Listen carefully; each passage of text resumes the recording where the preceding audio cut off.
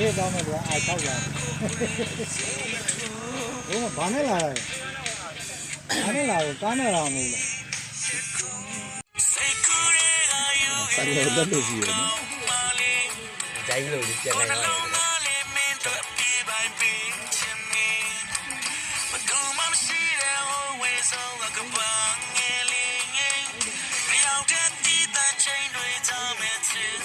နောက်ဆုံးမှဝင်လာ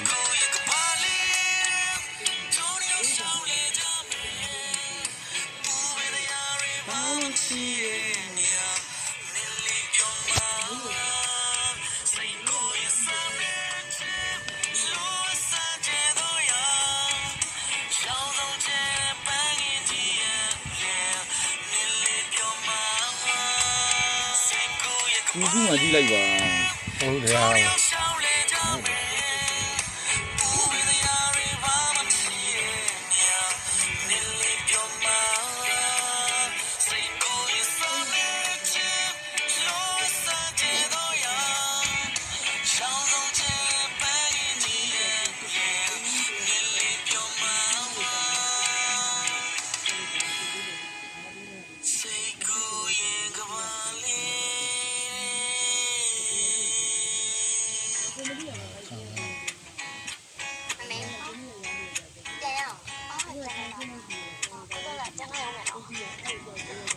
အဲ့မော်လေ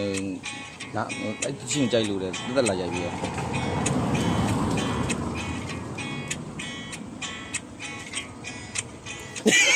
အဲ့လုံးပြုံးဆုံးပဲမထင်ဘူးလို့ဒါ